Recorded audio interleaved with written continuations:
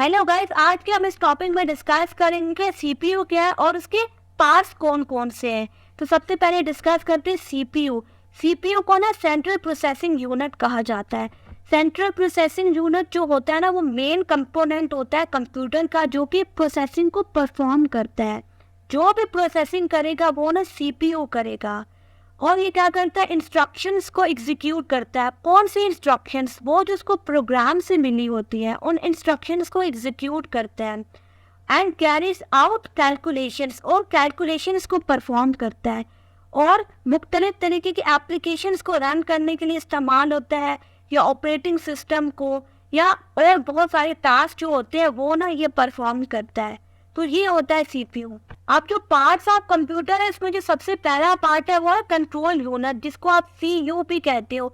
ये क्या करता है, डायरेक्ट करता है और मैनेज करता है the flow of data and instructions. Data और इंस्ट्रक्शंस के फ्लो को जो है ना मैनेज करता है between the CPU and other part of the computer, कि सीपीयू और दूसरे पार्ट ऑफ द कंप्यूटर के दरम्यान में किस तरीके से इंस्ट्रक्शंस एंड डेटा फ्लो होगा, ये मैनेज कर रहा होता है कंट्रोल यूनिट। अब जो इसका सेकंड पार्ट है वो है डिकोड इंस्ट्रक्शंस फ्रॉम प्रोग्राम। जो भी प्रोग्राम से इसको इंस्ट्रक्शंस मिली होती है ना, उसको डिकोड करता है, मीन्स के उसको ट्रांसलेट करता है और दूसरे कंपोनेंट्स को बताता है कि उनको क्या करना है। ये काम होता है कंट्रोल यूनिट का। अब जो इसका सेकंड पार्ट है वो है अरिथमेटिक लॉजिक यूनिट, जिसको ALU भी कहते हैं। जो अरिथमेटिक लॉजिक यूनिट है ना, वो ना मैथमेटिकल ऑपरेशंस को परफॉर्म करता है, जिसमें एडिशन शामिल है, सब्ट्रैक्शन शामिल है, मल्टीप्लिकेशन शामिल है। और ना ये लॉजिकल ऑपरेशंस को भी परफॉर्म कर रहा होता है, जिसमें क्या है, जिसमें कंपैरिजन शामिल है, ग्रेटर देन का, लेसर देन का, इक्वल्स टू का, और बहुत सारे और कंपैरिजन्स। ये क्या करता है, कैलकुलेशंस को ना हैंडल कर रहा होता है, जो कि सीपीयू को फंक्शन करने के लिए इंतहाई ज़रूरी होती है। उन कैलकुलेशंस को ये ना परफॉर्म कर रहा होता है। तो ये होता है अरिथमेटिक लॉजिक यूनिट। अब जो थर्ड इसका पार्ट है वो है रजिस्टर्स। रजिस्टर्स क्या होते हैं, ये ना स्मॉल फास्ट स्टोरेज लोकेशन होती है इनसाइड द सीपीयू। ये ना सीपीयू के अंदर ही होती है, लेकिन होती तो बहुत छोटी है, लेकिन बहुत ज़्यादा फास्ट स्टोरेज लोकेशन होती है, जो कि टेम्पररी बेसिस पे ना डेटा को होल्ड करती है, डेटा को और इंस्ट्रक्शंस को, जो कि प्रोसेस होने वाली होती हैं। तभी जो होती है ना रजिस्टर्स इतनी फास्ट होती हैं, बिकॉज ये सीपीयू के अंदर ही होती है। सीपीयू बहुत जल्दी डेटा पिक कर लेता है इनसे और अपना टास्क परफॉर्म कर लेता है। अब इसकी जो एग्जांपल है, उसकी एग्जांपल में शामिल है the accumulator register store intermediate result of calculations, क्योंकि उसी वक्त ही जो है ना परफॉर्म होने होते हैं, उन जो है ना रिजल्ट्स को ये स्टोर करता है खुद में।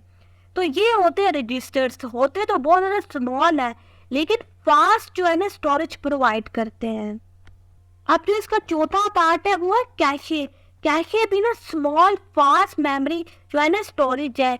ये क्या होता है, inside of the CPU locate कर रही होती है, या बराबर सीपीयू को क्लोजर होती है, ताकि जो है ना सीपीयू को फ्रीक्वेंट डेटा या इंस्ट्रक्शंस जो है ना प्रोवाइड कर सके।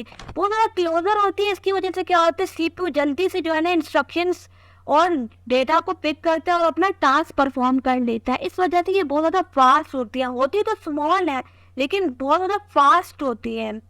ये क्या करते हैं, सीपीयू को ना टाइम रिड्यूस करता है, मतलब कि क्लोजर है इसके साथ, तो क्या होगा, सीपीयू जल्दी से इंस्ट्रक्शंस को पिक करेगा और टास्क परफॉर्म करेगा।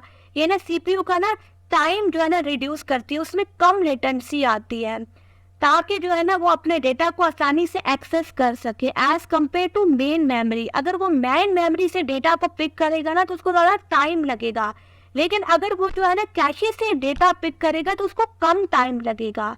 ये होता है डिफरेंस कैशे में और रैम में। अब जो सीपीयू का पांचवा पार्ट है वो है क्लॉक। क्लॉक क्या करता है, वो ना सीपीयू ऑपरेशंस के टाइमिंग्स को कंट्रोल कर रहा होता है by generating regular pulses. Pulses को जनरेट करके ना सीपीयू ऑपरेशंस के टाइमिंग्स को कंट्रोल करता है। अब क्या होता है, जो पल्सेस होती है ना, उनकी जो स्पीड होती है वो ना गीगाहर्ट्ज में मेजर की जाती है, और ये भी बताती है कि कितनी जो इंस्ट्रक्शंस है ना सीपीयू ने पर सेकंड परफॉर्म की। तो बेसिकली ये इस पर्पस के लिए यूज होता है, ताकि ये बता सके कि सीपीयू ने पर सेकंड में कितनी इंस्ट्रक्शंस को परफॉर्म किया है। तो बेसिकली ये था सीपीयू और उसके पार्ट्स के बारे में। उम्मीद है कि आपको पसंद आया होगा। Thank you.